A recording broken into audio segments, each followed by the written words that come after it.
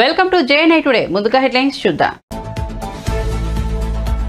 కేంద్ర ఎన్నికల సంఘం సమావేశానికి హాజరైన చంద్రబాబు పవన్ వీళ్లను వదిలేస్తే అరాచకమేనని చెప్పామన్న చంద్రబాబు. ఏపీ ఎన్నికలను కేంద్ర ఎన్నికల సంఘం సీరియస్ గా తీసుకుందన్న పవన్ కళ్యాణ్.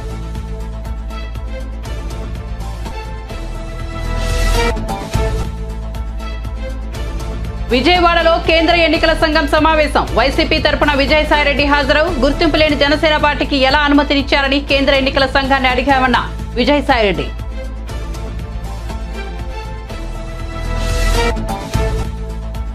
2019లో నేను ఓడిపోవడానికి బీఆర్ఎస్ నేతల వైఖరే కారణమన్న కల్వకుంట్ల కవిత. కేసీఆర్ నిజామాబాద్ కు వచ్చినప్పుడు కార్యకర్తలను స్థానిక నేతలు కలవనీయలేదన్న కవిత. తాను పర్యటించినప్పుడు కూడా అదే పరిస్థితి నెలకొందని వ్యాఖ్య. ఫార్ములా ఈ రేస్ తో మనకు ఎలాంటి ప్రయోజనం లేదన్న మల్లు బట్టి విక్రమార్క. ఫార్ములా ఈ రేస్ గురించి ప్రజలకు వాస్తవాలు తెలియాల్సి ఉందన్న మల్లు. ప్రతి పైసా ప్రజల అవసరాల కోసం ఖర్చు చేస్తామని స్పష్టీకరణ. ఇక వార్త వివరాల్లోకి వెళ్తే కేంద్ర ఎన్నికల సంఘం ఇవాళ విజయవాడలో నిర్వహించిన సమావేశానికి టీడీపీ అధినేత చంద్రబాబు, జనసేన పార్టీ చీఫ్ పవన్ కళ్యాణ్ హాజరయ్యారు. సిఎస్తో సమావేశం ముగిసిన అనంతరం చంద్రబాబు, పవన్ కళ్యాణ్ మీడియా ముందుకు వచ్చారు. చంద్రబాబు మాట్లాడుతూ ఇవాళ ఎన్నికల సంఘాన్ని కలిసి అన్ని విషయాలను వారికి స్పష్టంగా వివరించామని వెల్లడించారు. తన సుదీర్ఘ రాజకీయ జీవితంలో ఎప్పుడూ చూడని పరిస్థితులు ప్రస్తుతం నెలకొని ఉన్నాయని అన్నారు. జనసేనాని పవన్ కళ్యాణ్ కూడా రాజకీయ పరిస్థితులను గమనిస్తూనే ఉన్నారని తెలిపారు. రాష్ట్రంలో ఎప్పుడూ జరిగినటువంటి అరాచకాలు జరుగుతున్నాయని వ్యాఖ్యానించారు. ప్రజాస్వామ్యాన్ని అపహాసం చేసే పరిస్థితికి వస్తున్నారని చంద్రబాబు విమర్శించారు. రాజకీయ పార్టీల నేతలు, కార్యకర్తలపై అక్రమంగా కేసులు పెడుతున్నారని, ఎక్కడా పని చేసుకోనివని పరిస్థితులు సృష్టిస్తున్నారని ఆరోపించారు. ఈరోజు నేను అదేవిధంగా జనసేన అధినేత పవన్ కళ్యాణ్ గారు కలిసి ఎలక్షన్ కమిషన్ కలిసాం. అన్ని విషయాలు కూడా చాలా స్పష్టంగా వారికి ఎక్స్ప్లెయిన్ చేశాం. నా సుదీర్ఘ రాజకీయ చరిత్రలో కానీ పవన్ కళ్యాణ్ గారు కూడా రాజకీయాల్లోకి రావడమే కాకుండా రాజకీయాలను వాచ్ చేస్తూ ఉండడం కానీ ఎలక్షన్ కమిషన్ కలిసాం. అన్ని విషయాలు కూడా చాలా స్పష్టంగా వారికి ఎక్స్ప్లెయిన్ చేశాం. నా సుదీర్ఘ రాజకీయ చరిత్రలో కానీ పవన్ కళ్యాణ్ గారు కూడా రాజకీయాల్లోకి రావడమే కాకుండా రాజకీయాలను వాచ్ చేస్తూ ఉండడం కానీ ఇవన్నీ చూసిన తర్వాత ఎప్పుడూ జరగనటువంటి అరాచకాలు జరుగుతున్నాయి. ప్రజాస్వామ్యాన్ని అపహాస్యం చేసే పరిస్థితికి వస్తున్నారు. ఇంతవరకు మీరు చూస్తే కేసులు అయితే మా మీద విపరీతంగా బుక్ చేసి, అంటే ఎక్కడ కూడా పని చేయకుండా చేయడం కోసం రాజకీయ పార్టీల్ని, రాజకీయ పార్టీల కార్యకర్తల్ని, లేకుంటే అందులో పనిచేసే వ్యవస్థనే మొత్తం సర్వనాశనం చేయాలి, నిర్వీర్యం చేయాలని ప్రయత్నం చేశారు. ఇప్పుడు ప్రజల్లో ఉండే తిరుగుబాటు చూసిన తర్వాత హోల్సేల్గా ఓటర్స్ అందరినీ మార్చేయడం, దొంగ ఓట్లు వేసుకోవడం ఇలాంటివి చేస్తే తప్ప సాధ్యం కాదని కన్క్లూజన్కి వచ్చారు. ఈరోజు ఒక ఎగ్జాంపుల్ ఇచ్చాం. ఒక్క చంద్రగిరిలో ఫామ్ 6 కింద 1,15,000 ఓట్లు ఇచ్చారు. దాంట్లో దగ్గర 33,000 ఓట్లు ఆమోదించారు. దాంట్లో వేరే నియోజకవర్గంలో విత్ ఎవిడెన్స్ అన్నీ కూడా మేము పెట్టాం. అవన్నీ కూడా వారికి ఎక్స్ప్లెయిన్ చేశాం. అదే మరిగా స్టేట్ ఎలక్షన్ కమిషనర్ ఆ రోజు పడిన అవస్థ కానీ, కడాన ఆయన డ్యూటీ కండక్ట్ చేయడానికి, ఆయన విధి నిర్వహించడానికి సెంట్రల్ హోమ్ మినిస్టర్ని అడిగాడు ప్రొటెక్షన్ కోసం. కుటుంబాన్ని, ఆయనకు సెక్యూరిటీ కావాలని అడిగే పరిస్థితి అవి కూడా ఇచ్చాం. ఫైనల్గా మేము రిక్వెస్ట్ చేసింది వారిని ఒకటే చెప్పాం. ఏదైతే ఎలక్షన్ డ్యూటీ కేసే ఆఫీసర్ని సెలక్షన్ ప్రాసెస్లో కాకుండా ఆల్ ఇండియా లెవెల్లో చేసే బెస్ట్ ప్రాక్టీసెస్లో ఎంపిక చేసుకోవాల్సిన అవసరం ఉంది. ఈరోజు సెలక్షన్ ప్రాసెస్ ఎందుకన్నానంటే ఆల్ ఇండియా లెవెల్లో టీచర్స్ని, గవర్నమెంట్ ఆఫీసర్స్ని, అనుభవం ఉండే వ్యక్తులు పెట్టుకుంటారు. వాళ్ళందరినీ లేదని చెప్పి వాళ్ళ మేము ఇవ్వం, ఇవ్వలేమని గవర్నమెంట్ చెప్పి కడాన ఎన్నికలను అపహాస్యం చేసే విధంగా సచివాలయ స్టాఫ్తో వాలంటీర్లతో కండక్ట్ చేయాలని ప్రయత్నం చేస్తున్నారు. అంటే ఇటీవల వీళ్ళు నామినేట్ చేసిన వ్యక్తులతో పెట్టుకొని వీళ్ళు చేసే అన్ని తప్పుడు పనులు వాళ్ళ దగ్గర చేపించాలని. అదే సమయంలో మీరు చూస్తే విఎల్ఓలుగా అంటే బూత్ లెవెల్ ఆఫీసర్స్ ఒకప్పుడు టీచర్లు చేసేవాళ్ళు, ఆఫీసర్లు చేసేవాళ్ళు. ఎక్కడ కూడా ఒక్క మిస్టేక్ కూడా ఉండేది కాదు. That is their duty. దానిపైన చాలా స్పష్టంగా ఆదేశాలు కూడా ఉన్నాయి.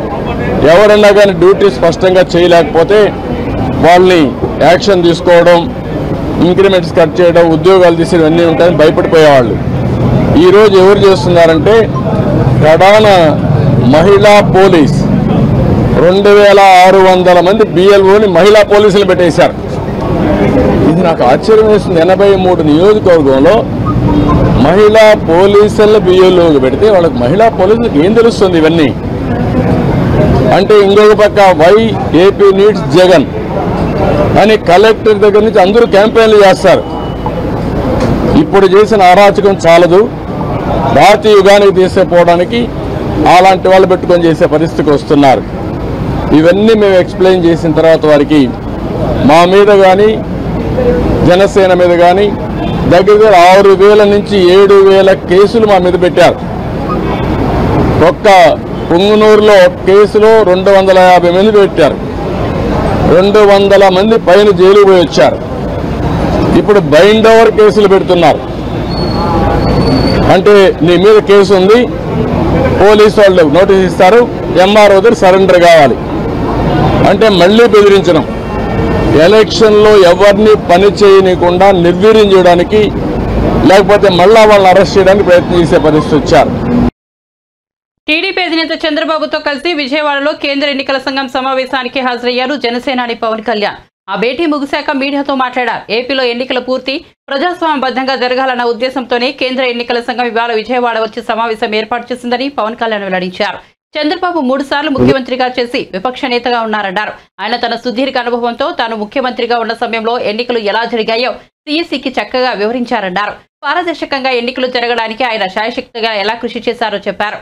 చంద్రగిరిలో 1,00,000 దొంగ ఓట్లు నమోదు చేస్తే వాటిలో 4 వంతు ఆమోదించారన్న విషయాన్ని సీఈసీ దృష్టికి తీసుకెళ్లామన్నారు. ఇక జనసేన తరపున కూడా అభ్యంతరాలను కేంద్ర ఎన్నికల సంఘానికి వివరించామన్నారు.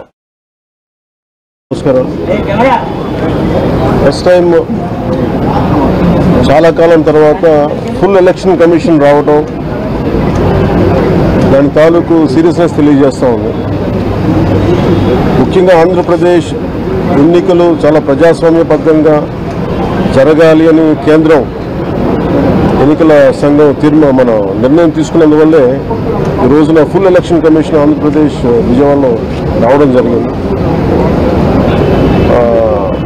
చంద్రబాబు గారు తెలుగుదేశం పార్టీ నుంచి 3 సార్లు ముఖ్యమంత్రిగా పనిచేశారు, ప్రతిపక్ష నాయకులుగా ఉన్నారు.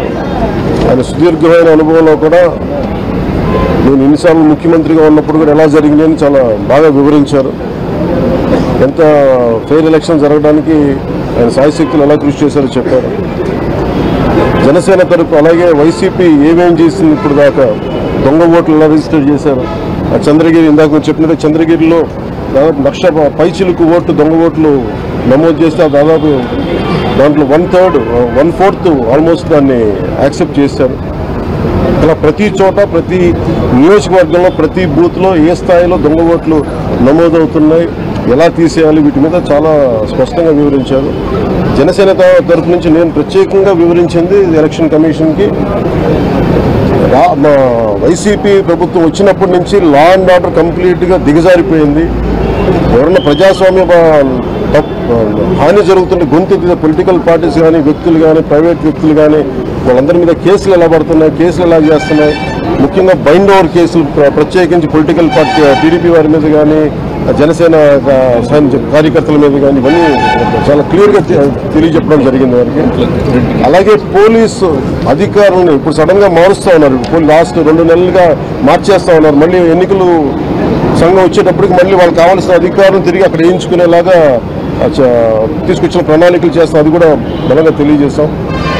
అలాగే మహిళా కానిస్టేబుల్స్ ప్రత్యేకించి సంబంధం లేని చోట్ల వాళ్ళు దాదాపు 87 నియోజకవర్గాల్లో వాళ్ళు పెట్టారు. అది దూరం చేయమని ప్రత్యేకంగా ఆయన వివరించారు. నేను ఇంకోటి ప్రత్యేకించి నేను చెప్పింది ఏంటంటే వాలంటీర్స్ అనేది విలేజ్ సచివాలయం అనేది ప్రత్యేకించి అది యాంటీ కాన్స్టిట్యూషనల్ బాడీ. వాళ్ళని దయచేసి ఎన్నికల సమయంలో వాళ్ళని ఉపయోగించొద్దని చెప్పి ప్రత్యేకించి విన్నవించాం.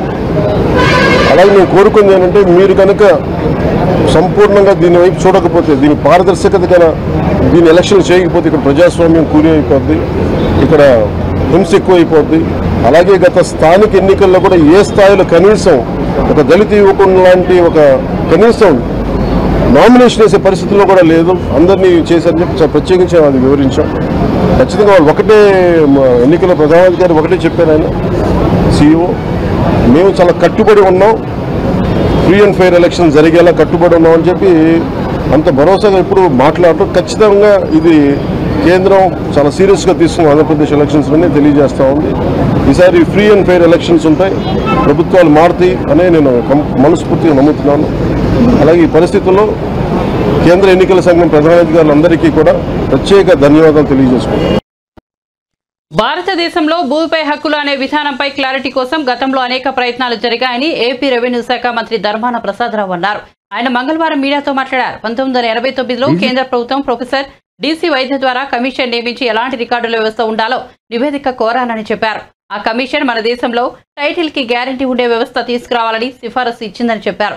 ఇప్పటికిప్పుడు రాష్ట్ర ప్రభుత్వం తానంతట తానుగా టైటిలింగ్ యాక్ట్ తీసుకురాలేదని చెప్పారు. దేశవ్యాప్తంగా టైటిలింగ్ యాక్ట్ తీసుకురావాలని ప్లానింగ్ కమిషన్ కేంద్ర ప్రభుత్వం 30 ఏళ్లుగా అధ్యయనం చేస్తోందని అన్నారు. శిస్తు వసూలు చేసుకోవడానికి 1B అడంగల్ మాత్రమే తెచ్చారని తెలిపారు. భూమిపై ఇన్వెస్ట్మెంట్ పెట్టి ప్రాజెక్టులు టేకప్ చేసేలోపే కొన్ని వివాదాలు తలెత్తుతున్నాయని చెప్పారు. అందుకే దేశవ్యాప్తంగా 2019లోనే టైటిల్ గ్యారంటీ చట్టాన్ని తీసుకురావాలని కేంద్ర ప్రభుత్వం ప్రయత్నించిందని గుర్తు చేశారు.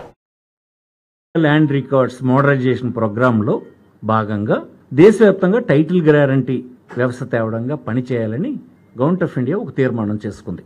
ఇది 2019 ముసాయిదా చట్టాన్ని కూడా వీళ్ళు తయారు చేశారు అక్కడే.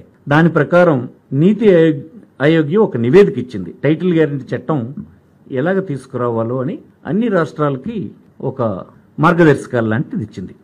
నీతి ఆయోగ్ సూచించిన మేరకే ఆంధ్రప్రదేశ్లో తొలిసారిగా ల్యాండ్ టైటిలింగ్ యాక్ట్ తీసుకురావడం జరిగింది. ఈ ల్యాండ్ టైటిల్ యాక్ట్ తీసుకురావడానికి ముందు మన రాష్ట్రంలో 2019లోనే ఇది పెట్టి రాష్ట్రపతి ఆమోదానికి పంపించారు. మళ్ళీ కొన్ని కొరీస్తో వెనక్కి పడిచింది. వస్తే మళ్ళీ దాన్ని 2023లో పంపించి రాష్ట్రపతి గారు ఆమోదం తీసుకున్న తర్వాత చట్టంగా రూపొందింది. ఇక్కడ కొంతమంది రాష్ట్రంలో అభిప్రాయపడుతున్నట్టుగా ఇది ఆదరబాదరగా చేసింది కాదు. దేశవ్యాప్తంగా జరిగినటువంటి ఒక 30 సంవత్సరాల అధ్యయనమో ఒత్తిడో ఉన్నటువంటి సందర్భంలో వచ్చినటువంటి చట్టం, నీతి ఆయోగ్ పర్యవేక్షణలో ముసాయిదా చట్టం ద్వారా వచ్చినటువంటి చట్టం, మన దేశంలో కూడా మన రాష్ట్రంలో కూడా ఈ చట్టాన్ని శాసనసభలో గడిచిన 4 సంవత్సరాలుగా రాష్ట్రపతి గారికి 2 సార్లు వెళ్లి వెనక్కి వచ్చి ఆమోదం 2023లో పొందినటువంటి చట్టం. అందుచేత ఎవరైనా తప్పనిసరిగా పౌరులు, స్టేక్ హోల్డర్స్ వారి అభిప్రాయాలని వ్యక్తం చేయడంలో తప్పులేదు. కానీ ప్రభుత్వం ఇచ్చిన వివరణ ఏంటంటే ఆదరబాదరగా చేసింది కాదు, తానంతలు తానుగా రాష్ట్ర ప్రభుత్వం చేసింది కాదు, చాలా అధ్యయనం చేసినటువంటి చట్టం. కేంద్ర ఎన్నికల సంఘం విజయవాడలో నిర్వహించిన సమావేశానికి వైసీపీ తరఫున ఆ పార్టీ రాజ్యసభ సభ్యుడు విజయసాయిరెడ్డి హాజరయ్యారు. సిఎస్సితో సమావేశం అనంతరం ఆయన మీడియాతో మాట్లాడారు. గుర్తింపు లేని జనసేన పార్టీకి ఎలా అనుమతి ఇచ్చారన్న విషయాన్ని సిఎస్సి దృష్టికి తీసుకెళ్లామని విజయసాయిరెడ్డి తెలిపారు. జనసేనను ఇప్పటి వరకు బీజేపీ భాగస్వామ్య పార్టీగా పరిగణిస్తూ వచ్చారు. ఎన్నికల సంఘానికి ఇచ్చిన అభ్యర్థనలలో జనసేన పార్టీని టీడీపీ భాగస్వామ్య పార్టీ అని పేర్కొన్నారు. నిజంగా ఆలోచిస్తే జనసేన పార్టీ ఇవాళ బీజేపీ భాగస్వామ్య పక్షమా, టీడీపీ భాగస్వామ్య పక్షమా, ఆ పార్టీకి ఎలా అనుమతి ఇచ్చారన్న అంశాన్ని సిఎస్సికి నివేదించామన్నారు. ఇలా అనుమతించడం సమంజసమేనా అనే విషయాన్ని సిఎస్సి ఎదుట ప్రస్తావించామన్నారు. జనసేన అనేది ఒక గుర్తింపు లేని రాజకీయ పార్టీ. గ్లాసు గుర్తు అనేది జనరల్ సింబల్. 175 స్థానాల్లో కేవలం కొన్ని స్థానాల్లోనే పోటీ చేసే ఒక పార్టీకి సాధారణ గుర్తుల్లో నుంచి ఒక సింబల్ కేటాయించడం చట్ట విరుద్ధమని కూడా మేము వివరించామని విజయసాయిరెడ్డి తెలిపారు. వైఎస్ఆర్ కాంగ్రెస్ పార్టీ నుంచి నేను, మా యొక్క పార్లమెంటు సభ్యులు భరత్ ఈరోజు election commission, chief election commissioner గారిని, అదర్ ఎలక్షన్ కమిషనర్స్ని, మిగతా అఫీషియల్స్ని కలిసి మొత్తం 6 అంశాలపైన ఎలక్షన్ కమిషన్కి నివేదించడం జరిగింది. మొట్టమొదటిగా ఈరోజు మాకున్నటువంటి సమాచారం ప్రకారం తెలుగుదేశం పార్టీతో పాటు జనసేన పార్టీ కూడా అన్రికగ్నైజ్డ్ పార్టీ. ఈ యొక్క అవకాశం రికగ్నైజ్డ్ పార్టీస్కి మాత్రమే ఉంటుంది. అన్రికగ్నైజ్డ్ పార్టీ అయినటువంటి జనసేనను ఎలా అనుమతించారు అన్నటువంటి విషయాన్ని ఎలక్షన్ కమిషన్ దృష్టికి తీసుకురావడం జరిగింది. జనసేన అన్నటువంటి పార్టీ ఇప్పటి వరకు కూడా వాళ్ళు ఇచ్చినటువంటి రిపోర్ట్, ఎలక్షన్ కమిషన్కి ఇచ్చినటువంటి రిక్వెస్ట్ ప్రకారం అలయన్స్ పార్ట్నర్ కింద తెలుగుదేశం పార్టీ, జనసేన పార్టీని అనుమతించమని రిక్వెస్ట్ చేయడం జరిగింది. ఇంకొక విషయాన్ని కూడా ఎలక్షన్ కమిషన్ దృష్టికి తీసుకొచ్చాం. జనసేన పార్టీ అన్నటువంటిది ఇప్పటి వరకు కూడా బీజేపీ అలయన్స్ పార్ట్నర్ కింద పరిగణిస్తా వచ్చారు. ఈరోజు నిన్న ఇచ్చినటువంటి ఎలక్షన్ కమిషన్కి ఇచ్చినటువంటి రిక్వెస్ట్లో Janasena party Telugu Desam party alliance partner కింద డిస్క్రైబ్ చేయడం జరిగింది. జనసేన పార్టీ ఈరోజు నిజంగా ఆలోచిస్తే బీజేపీతో అలయన్స్ పార్ట్నరా లేక తెలుగుదేశం పార్టీతో అలయన్స్ పార్ట్నరా అన్నటువంటి విషయాన్ని క్వశ్చన్ చేస్తూ ఎలా ఎలక్షన్ కమిషన్ అనుమతించడాన్ని మేము వాళ్ళకి నివేదించాం. ఇలా అనుమతించడం సమంజసమేనా అన్నటువంటి విషయాన్ని ఎలక్షన్ కమిషన్ దృష్టికి తీసుకురావడం జరిగింది.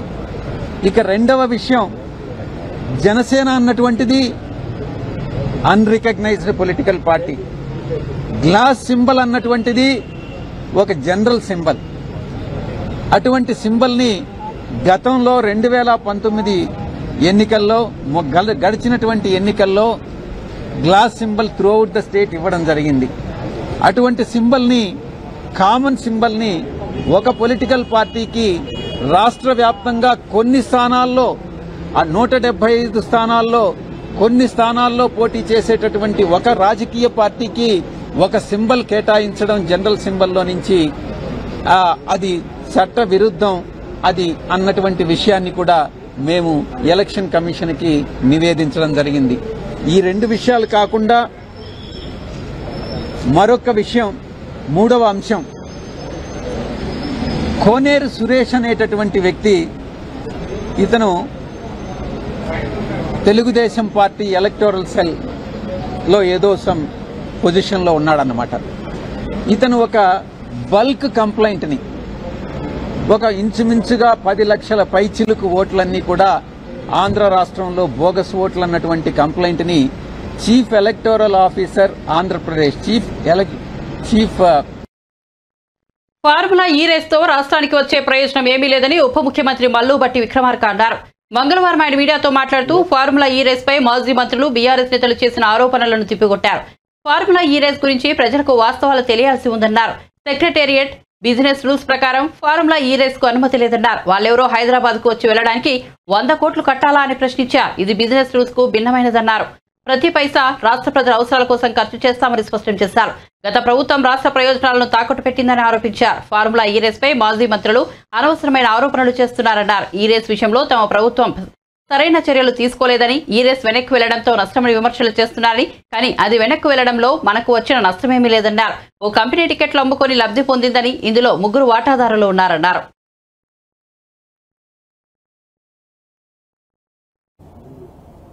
దీనికి సంబంధించింది వాళ్ళు కట్టాల్సిన 110 కోట్లకు సంబంధించి వాళ్ళు కట్టకుండా తీసుకొచ్చినటువంటి వాళ్ళు వదిలేసి రాష్ట్రం మీద బై పార్టీ అగ్రిమెంట్ లాగా ఎంఓయూడి డిపార్ట్మెంట్తో స్టేట్ గవర్నమెంట్ చేపించేశారు. మొదటి దాంట్లోనే ఏం లేదు. ఇక రెండో అగ్రిమెంట్కి వచ్చేవారికి డబ్బులు కట్టాలట, పర్మిషన్లు కూడా అన్ని ఇలా తెచ్చుకోవాలి, స్టేట్ గవర్నమెంట్ తెచ్చేయాలంట. మరి స్టేట్ గవర్నమెంట్కి ఏంటి దీంట్లో వచ్చే ఆదాయం? పోనీ ఇది ఏమన్నా సెక్రటేరియట్ బిజినెస్ రూల్స్ ప్రకారం ఏమైనా చేశారా? మంత్రి గారు ఏమైనా సంతకం పెట్టి చేయించారంటే వారి సంతకం కూడా పెట్టలేదని సమాచారం తెలుస్తా ఉంది. క్యాబినెట్ అప్రూవల్ ఏమైనా పెట్టి చేయించారంటే అది లేదు. ఓవరాల్ ఇన్స్ట్రక్షన్స్ ఇచ్చి అధికారితో చెప్పారంటే అధికారులు ఎంఏయుడి స్పెషల్ సెక్రటరీ గారు స్పెషల్ చీఫ్ సెక్రటరీ గారు అగ్రిమెంట్ చేసేసి సంతకాలు పెట్టేసి ఈ 110 కోట్లు కట్టాల్సిన దాంట్లో 55 కోట్లు ఆల్రెడీ కట్టేసి మిగతా ఇన్స్టాల్మెంట్స్ కోసం 2 ఇన్స్టాల్మెంట్స్ అట్లా పెట్టేసి అంటే ఇది ఇప్పుడు ఆ 2 ఇన్స్టాల్మెంట్స్ కోసం 3rd ఇన్స్టాల్మెంట్ కోసం ఆ 55 కోట్ల కోసం ఫార్ములా అయ్యేవాళ్ళు స్టేట్ గవర్నమెంట్కి నోటీస్ ఇచ్చారు, మీరు అవి డబ్బులు కట్టాలి. గవర్నమెంట్ డిసెంబర్ 7వ తారీఖు నాడు ప్రమాణ స్వీకారం చేసింది. వీళ్ళ సంగతి ఏందో తెలుసుకుందాం. ఇదేంది వారు మంత్రి గారు మాజీ మంత్రి గారు ఎక్స్లో ట్విట్టర్లోను నగర ఇది రాష్ట్ర బ్రాండ్ ఇమేజ్ అంతా పోతా ఉంది, తెచ్చినవన్నీ పోగొట్టేస్తాం.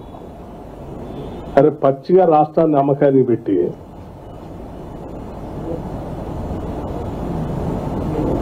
ఒకటేమో ఆ కంపెనీకి వస్తుంది, ఇంకోటి ఫార్ములా అయ్యేది. మరి రాష్ట్రం ఏంటి రాష్ట్రానికి వచ్చే ఆదాయం వీటన్నిట్లో అంటే లేదు. వాళ్ళు వచ్చి అక్కడికి వచ్చి చూసిపోతే హైదరాబాద్ నగరం ఇమేజ్ పెరుగుతుంది. వాళ్ళు చూసిపోవటానికి 110 కోట్లు కట్టాలా? అది కాకుండా ఇన్ఫ్రాస్ట్రక్చర్ డెవలప్ చేయడానికి మళ్ళీ అది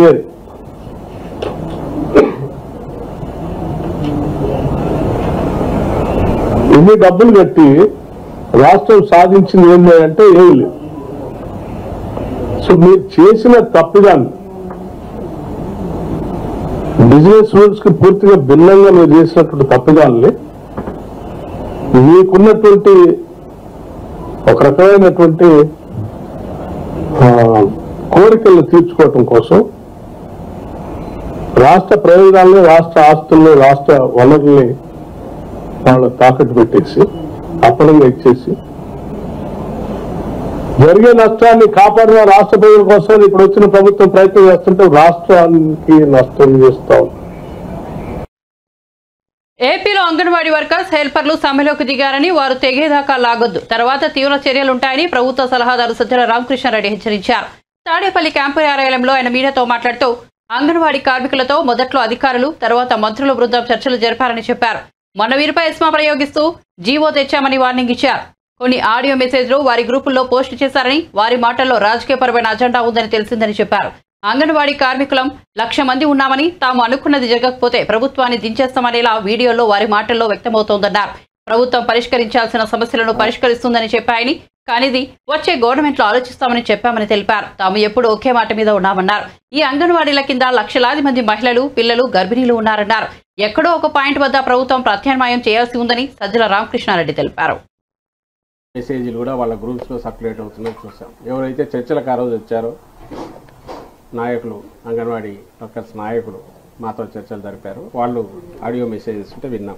అందులో ప్రధానంగా నాకు కనిపించింది రాజకీయ కోణం ఎక్కువ కనిపించింది. ఈ నాయకులు, అంగన్వాడీ వర్కర్స్ నాయకులు వాళ్ళు రాజకీయం చేస్తున్నారని అనట్లేదు, కానీ వెనక ఉండి నడుపుతున్న వారు కానీ, ఏ యూనియన్లు అయితే ఏ పార్టీలకైతే అనుబంధం ఉన్నాయో ఆ పార్టీలు కానీ అవైతే రాజకీయపరమైన అజెండాతోనే చేస్తున్నాయనేది ముందు నుంచి తెలిసినప్పటికీ ఈరోజు వీళ్ళ మెసేజ్లో అది బహిర్గతమైంది.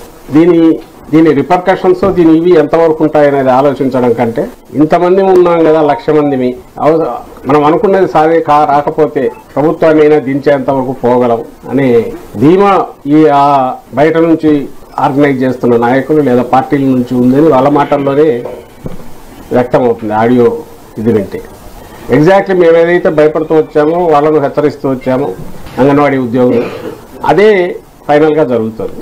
నేను చెప్పదలుచుకున్నది ఒకటే, మేము అంతకుముందు అడ్రస్ చేసిన ఏవైతే సాల్వ్ కాగలిగినవన్నీ చేసుకుంటూ వచ్చాము.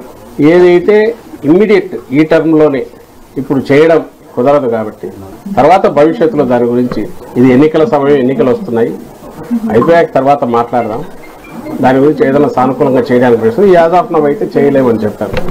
అది ఏదో బెదిరించడానికో వాళ్ళు ఎట్లయితే సమ్మె అనేది బెదిరించడానికి మేము చేయట్లేదు అంటున్నారో నిజంగా చేయట్లేదు కూడా అని ఇన్నాళ్ళు అనుకున్నాం, కానీ ఇప్పుడు చూస్తే అది కనిపిస్తుంది. అలాగే ఇటు ప్రభుత్వం వైపు నుంచి కూడా ఉన్న పరిస్థితిలో ఇంతకంటే ఇప్పుడు పెంచడం కుదరదు, నెక్స్ట్ ఖచ్చితంగా వచ్చే సంవత్సరం దాన్ని తప్పకుండా ఆలోచిస్తాం. ఉన్నప్పుడు అందులో కూడా అంత నిజాయితీ ఉంది, వాళ్ళ డిమాండ్లో ఎట్లయితే నిజాయితీ ఉందో, లేదా వాళ్ళు రాజకీయాలకు అతీతంగా తమ సమస్యను ప్రభుత్వానికి విన్నవించుకున్నారో ఇటు ప్రభుత్వం వైపు నుంచి కూడా అదే నిజాయితీతో చెప్పారు. పేదరికాన్ని రూపుమాపి అభివృద్ధి చెందిన దేశంగా తీర్చిదిద్దుతున్న ప్రధాని నరేంద్ర మోదీ సంకల్పాన్ని నెరవేర్చేందుకు భారతీయులందరూ వికసిత్ భారత్ కార్యక్రమంలో అంబాసిడర్లుగా రాణించాలని కేంద్ర మంత్రి బీజేపీ తెలంగాణ రాష్ట్ర అధ్యక్షుడు కిషన్ రెడ్డి పిలుపునిచ్చారు. స్వాతంత్రం వచ్చిన తర్వాత మన దేశానికి అధినేతలుగా ఉన్నటువంటి అనేక మంది, కొద్ది మంది తప్ప అనేక మంది కూడా దేశాన్ని ఏ రకంగా ముందుకు తీసుకెళ్లాలో మరి ఆ దిశలో ప్రయాణం చేయలేదు. కాబట్టి ఈ రోజు వరకు కూడా 75 సంవత్సరాల తర్వాత కూడా మన దేశంలో పేదరికము, బీదరికము, నిరుద్యోగము, మౌలిక వసతుల లేమి అన్ని రకాలుగా మనకు కనిపిస్తుంది. గ్రామీణ ప్రాంతాలలో విద్య, వైద్య సౌకర్యాలు అందుబాటులో లేనటువంటి పరిస్థితి, రోడ్లు లేనటువంటి పరిస్థితి, అనేక రకాల సహజంగా ఉన్నటువంటి వృత్తులు కోల్పోతున్నటువంటి పరిస్థితి, గ్రామాల నుంచి ప్రజలందరూ కూడా పట్టణ ప్రాంతాలకు వలస వెళ్తున్నటువంటి పరిస్థితి. దానికే ఈ రోజు నరేంద్ర మోడీ గారి ప్రభుత్వము ఒక అంకిత భావంతో ఈ రోజు దేశాన్ని ఒక అభివృద్ధి చెందిన దేశంగా తీసుకురావాలి. దానికి ఒక ప్రధానమంత్రి గారు ఒక భారతీయ జనతా పార్టీ కాదు, ఒక కేంద్ర ప్రభుత్వమో కాదు, ఈ దేశంలో ఉన్నటువంటి ప్రతి యువత ఈ యొక్క వికసిత్ భారత్ అంబాసిడర్ గా మారి దేశ అభివృద్ధిని ముందుకు తీసుకెళ్లాలి. దానికోసం ప్రతి ఒక్కరు కూడా మరి నేను సైతం అనే విధంగా ఈ దేశ అభివృద్ధిలో భాగస్వాములు కావాలనేదే ఈ రోజు ప్రధానమంత్రి గారు ఆకాంక్ష. మనం చూస్తా ఉన్నాం, ప్రపంచమంతా గడగడలాడించి ప్రపంచంలో ఉన్నటువంటి 100 కోట్ల ప్రజలను వణికించినటువంటి కరోనాను ఏ రకంగా మన దేశంలో ఎదుర్కొన్నామో మాకు తెలుసు. ఆ రోజు ఢిల్లీలో కేంద్ర ప్రభుత్వానికి సంబంధించినటువంటి కరోనా కంట్రోల్ రూమ్ ఇన్ఛార్జ్ గా నేనున్నాను, హోమ్ మినిస్టర్ గా MOS ఉన్నప్పుడు. ఆ రోజు చాలా మంది ఇతర దేశాలకు సంబంధించినటువంటి మేధావులు అనేవాళ్ళు భారత పార్లమెంట్ ఎన్నికలకు సమయం దగ్గర పడుతున్న తరుణంలో అన్ని ప్రధాన పార్టీలు ఎన్నికలపై పూర్తి స్థాయిలో దృష్టి సారించాయి. సమీక్షలను నిర్వహిస్తూ గత పొరపాట్లను సరిదిద్దుకునే ప్రయత్నం చేస్తున్నాయి. తాజాగా బీఆర్ఎస్ ఎమ్మెల్సీ కల్వకుంట్ల కవిత చేసిన వ్యాఖ్యలు చర్చనీయాంశంగా మారాయి. 2014 పార్లమెంట్ ఎన్నికల్లో నిజామాబాద్ నియోజకవర్గం నుంచి కవిత గెలుపొందారు. అయితే 2019 ఎన్నికల్లో బీజేపీ అభ్యర్థి ధర్మపురి అరవింద్ చేతిలో ఓటమి పాలయ్యారు. మరోవైపు ఆ ఎన్నికల్లో బీజేపీకి కాంగ్రెస్ పార్టీ పరోక్షంగా సహకరించిందంటూ బీఆర్ఎస్ నేతలు అప్పట్లో విమర్శించారు. తాజాగా నిజామాబాద్ బీఆర్ఎస్ నేతలతో నిర్వహించిన సమావేశంలో కవిత మాట్లాడుతూ 2019లో తాను ఓటంబాలు కావడానికి సొంత పార్టీకి చెందిన ప్రజాప్రతినిధుల వైఖరి కారణమని ఆమె అన్నారు. ఆ సమయంలో నిజామాబాద్ జిల్లాలో కేసీఆర్ పర్యటించిన సమయంలో ఆయనను కార్యకర్తలు కలవకుండా స్థానిక ప్రజాప్రతినిధులు అడ్డంకులు సృష్టించారని చెప్పారు. తాను జిల్లాలో పర్యటించినప్పుడు కూడా ఇదే పరిస్థితి నెలకొందని అన్నారు. ఈ విషయమే తనకు ఫిర్యాదులు కూడా అందాయని చెప్పారు. తాను నిజామాబాద్ లోనే ఉంటానని, ఎవరైనా తనను కలవచ్చని అన్నారు. అందరూ కూడా పార్లమెంట్ ఎన్నికలపై ఫోకస్ పెట్టాలని సూచించారు. పనులను మీరు రద్దు చేసే మాట నిజమే అయితే రైతులకు నష్టం జరుగుతుంది. మరి మీరు సత్సంబంధాలు పెట్టుకుంటూ ఇవాళ మొత్తంగా అన్ని మీ సేవా సెంటర్లలో కూడా ఇస్తాం. కానీ మేము కోరేది ఒకటే, ఆల్రెడీ 44 లక్షల జిల్లా 200 యూనిట్లు వాళ్ళు చెప్పినవి కొన్ని చేసే ప్రయత్నం చేస్తున్నారు. అందులో ప్రజలకు హక్కులు సాధించి పెట్టడానికి వారి పక్షాన ప్రజలు ఆలోచించి బీఆర్ఎస్ పార్టీని పెద్ద మెజార్టీతో డిమాండ్ చేస్తూ ఉన్నాం. ధన్యవాదాలు. ఎప్పుడు మహబూబ్ నగర్ వచ్చినా మంచిగా పాత బీఆర్ఎస్ కూడా నిజంగా ఎక్స్ప్లెయిన్ చేయాల్సినటువంటి సందర్భం. ఎందుకోసం అడుగుతా ఉన్నామంటే గౌరవ కేసీఆర్ గారు ప్రాణహిత చేవెళ్ల ప్రాజెక్ట్. బులెటిన్ ముగించే ముందు హెడ్లైన్స్ మరోసారి చూద్దాం. కేంద్ర ఎన్నికల సంఘం సమావేశానికి హాజరైన చంద్రబాబు, పవన్ వీళ్లను వదిలేస్తే అరాచకమేనని చెప్పామన్న చంద్రబాబు. ఏపీ ఎన్నికలను కేంద్ర ఎన్నికల సంఘం సీరియస్ గా తీసుకుందన్న పవన్ కళ్యాణ్.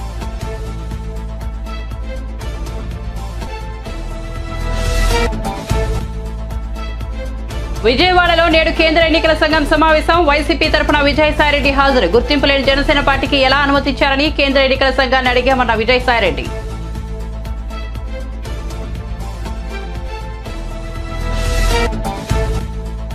రెండు 2019లో నేను ఓడిపోవడానికి బీఆర్ఎస్ నేతల వైఖరే కారణమన్న కల్వకుంట్ల కవిత. కేసీఆర్ నిజామాబాద్ కు వచ్చినప్పుడు కార్యకర్తలను స్థానిక నేతలు కలవనీయలేదన్న కవిత. తాను పర్యటించినప్పుడు కూడా అదే పరిస్థితి నెలకొందని వ్యాఖ్య.